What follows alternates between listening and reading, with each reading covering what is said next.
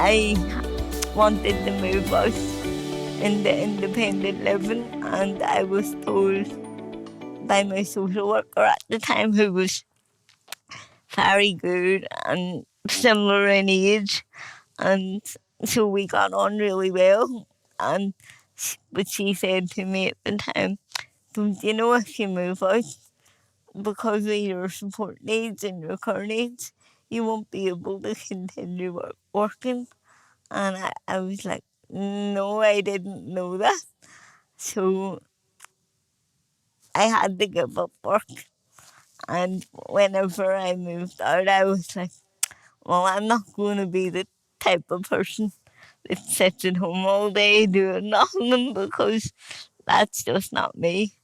When I was at school, I was head girl, and I loved, like, making changes if I thought something was wrong. I loved getting people together to like kind of make the change, and I was always doing surveys and things for the students.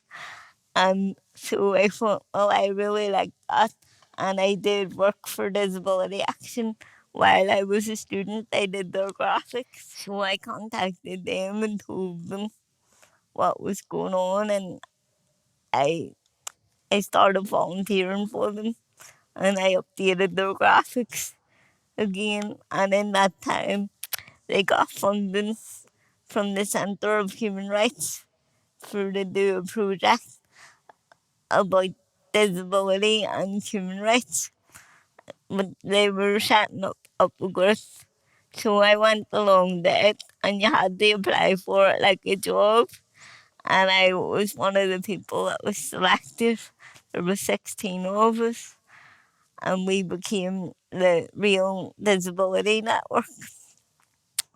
And we went to Brussels and had delegations with the EU and things like that. It was a real learning experience on lobbying, not just in Northern Ireland, but England and the EU and the UN.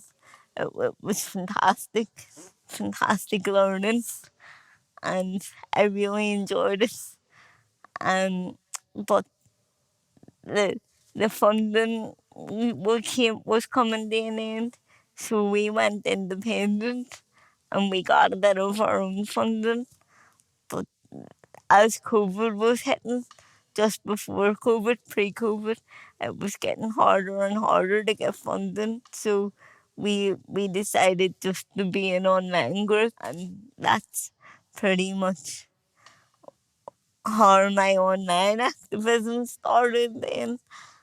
And and during the pandemic, I was asked to sit on the Disabled People's Parliament and the Women's Parliament in Stormont just before the collapse. That was such an amazing opportunity, because you could see the change that politicians were starting to listen, and they were starting to think about the legislation changes that needed to happen via lived experience. And then the collapse happened, and that's basically where we're at now, the collapse. Those experiences, Joanne, that you've just explained and just described to us, I suppose, how did they make you feel? Did they make you feel that you wanted to actively do something about that and try to create change? I'm not a person who gives up. I don't know what that is. It's like, I don't know, something built in. I just don't give up, and I try not to let things annoy me. I try to always find solutions or change something for the better. And if I can't change something, then I, I try to think of something that I've learned from it and move on. I always try to find the positive, and I I'm not sure quite why that is. I just think it's just something built in. I suppose I was born very premature. I was born at 26 weeks.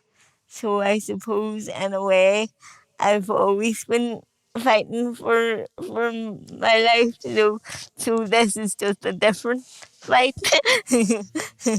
So, Joanne, I mean, you've clearly talked about the roots and origins of activism has almost been part of your DNA, and the fact that you had to use that type of drive and energy, determination, and commitment to get things changed through those early formative experiences, and you've continued in that way. Can you think of any sort of standout moments where your activism has resulted in positive change for the lives of disabled people? I hope it's making um people with legislate and write the policies and the procedures. I hope sharing my lived experience with them and others is is showing them where they need to change, and it's also giving other people in similar positions to me. It's also encouraging them to share their lived experiences, and we're finally beginning to realize the power of our collective voice and supporting each other. So there's something about the importance of the lived experience that comes from within, and the fact that we need to recognize that as a force for change and a force for good.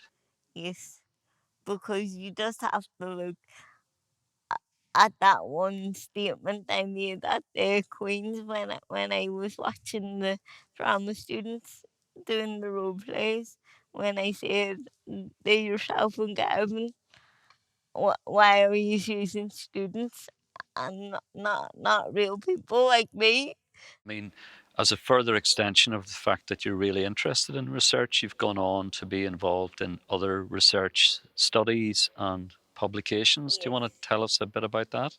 I've done two book chapters. The first one was the Rutledge Handbook of Activism, and my chapter was on the theory of activism, and it was done globally with people all over the world, and we didn't meet. So it was just like the pandemic, only it was pre-pandemic because it was written online. We all peer reviewed each other's chapters, and it was a fantastic experience because we were all activists, and we learned so much from each other. And the editorial team were activists as well, so it was just fantastic, and we've all kept in touch over Twitter. Yeah, so it's almost like it's been more than a piece of research for Mm-hmm. you. You've formed really sustained relationships Yes. with other activists like Yep. yourself.